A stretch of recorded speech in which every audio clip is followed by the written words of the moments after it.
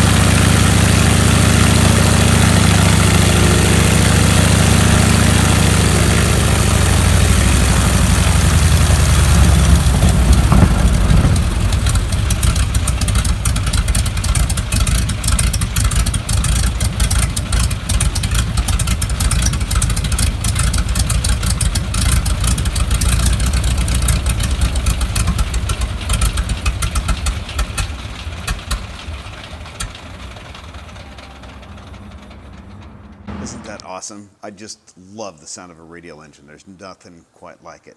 So with all that out of the way, you're probably wondering why in the heck I've got this airplane all taken apart behind me. So let me kind of let you in on what's going on. First things first, I was fortunate enough to come by some hangar space. I had a friend who had some hangar space open up, and she asked me if I needed some space, and I said yes, absolutely I need some space. It's a little bit more expensive rent rather than a $30 tie down outside, but it doesn't take a genius to figure out how much better off an airplane is parked inside out of the elements. So we've got some hangar space, which allowed me the opportunity to kind of dig into this creature and take care of some things that were kind of backburnered the last time that we did the annual.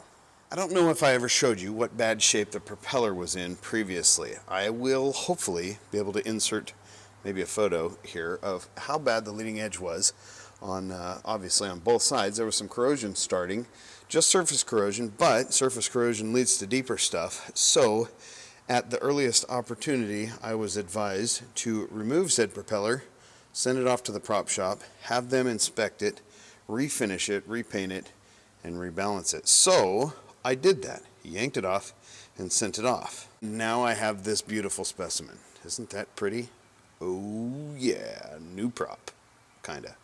And since we had the propeller off, the next item that needed addressed was the oil cooler brackets. This here is the oil cooler, lives right below the oil pan, and at some point in its history, this airplane had been munched from underneath, munched the air scoop as well as the oil cooler, mainly the brackets. These brackets right here, hopefully I can find a picture to plug in here, but they were kind of bent like about so, which is mainly a problem because this little bumper, see that bumper there and that bumper there?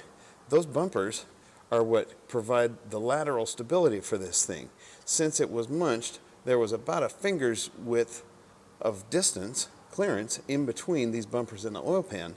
So at idle, or at a specific RPM range, the oil cooler was vibrating so badly that the mechanic said it looked like a blur.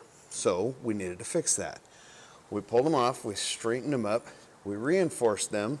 Did a pretty good job, if I do say so myself. We got it done, got it nice and reinforced, and everything's cool. You can't shake this thing without moving the whole airplane, which is perfect. That's exactly what we needed. The next problem, though, came when we go to reinstall the lower engine cowling and discover that the oil cooler is now it's now interfering with part of the air scoop. The air scoop was rebuilt and fixed, remanufactured with the oil cooler in its squished position. So when we made it unsquished, it came down, I don't know, probably a ½ inch, 3/4 of an inch. And now we got to redo all of this business to make it all fit. Arrgh.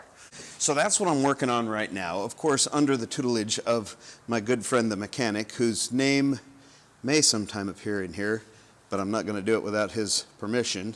So I'm working on that. I'm learning more airframe power plant stuff, and that's the next thing that I did. 4 days ago, I think, I actually ordered the airframe power plant in general study material so that I can actually get certified to do this on my own legally. It's legal for me to help out the mechanic, to be the hands of the mechanic who is closely supervising me. But if I can study up, take the test, then I can get certified and do it by myself.